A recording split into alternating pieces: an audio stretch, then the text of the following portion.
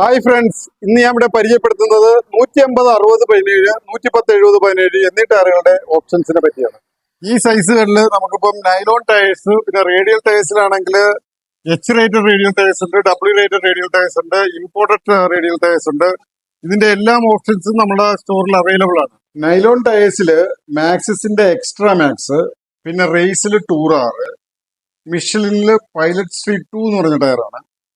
പിന്നീട് H rated ടയേഴ്സിൽ T V എസിന്റെ euro grip, MRF-ന്റെ റെവ്സ് സിയറ്റിന്റെ സൂംബ്രാഡ്. H റേറ്റഡിൽ തന്നെ ഡ്യുവൽ പർപ്പസ് ടയേഴ്സ് ഉണ്ട്, അപ്പോളോയുടെ ട്രാംബ്ലർ XR എന്ന് പറഞ്ഞ ടയർ, പിന്നീട് MRF-ന്റെ റെവ്സ് D എന്ന് പറഞ്ഞ ടയർ. ഇമ്പോർട്ടഡ് ടയേഴ്സിൽ വരുന്നത് പിരേലിയുടെ റോസോ 3, മെറ്റ്സലറിന്റെ M5, മിഷലിന്റെ റോഡ് 5. ഇമ്പോർട്ടഡിൽ തന്നെ ഡ്യുവൽ പർപ്പസ് ഉണ്ട്, പിരേലിയുടെ സ്കോർപിയൻ റാലി STR. ഇത്രയും ടയറുകളാണ് ഈ രണ്ട് സൈസസിൽ അവൈലബിൾ ആയിട്ടുള്ളത്.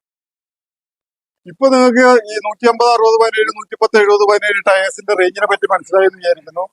അതായത് 5300 തൊട്ട് പെയറിന് സ്റ്റാർട്ട് ചെയ്യുന്നുണ്ട്. നിങ്ങൾക്ക് പല ആൾക്കാരും ട്രാക്ക് യൂസ്ഡ് ടയേഴ്സിന് പോകുന്നുണ്ട്. അവർക്ക് പറ്റിയൊരു റേഞ്ചാണ് ഈ 5300 തൊട്ടുള്ള സ്റ്റാർട്ടിംഗ് റേഞ്ച്. ഇതിനെല്ലാം വാറണ്ടിയുള്ള ടയേഴ്സ് ആയതുകൊണ്ട് തന്നെ നിങ്ങൾക്ക് ഒന്നും പേടിക്കേണ്ട കാര്യമില്ല. വഴിയിൽ വെച്ച് പൊട്ടിപ്പോവോ അങ്ങനെയുള്ള യാതൊരു വിധത്തിലുള്ള ഭയവും ആവശ്യമില്ല. നിങ്ങൾക്ക് എല്ലാവർക്കും എന്നെ കോൺടാക്ട് ചെയ്യാം. എന്താവശ്യത്തിനും ടയറിനെ പറ്റി ഡീറ്റെയിൽസ് അറിയാനും എന്തെങ്കിലും ഉണ്ടെങ്കിൽ എന്നെ വിളിക്കാം. Thank you for watching my video. Thank you once again, Jay Gopan.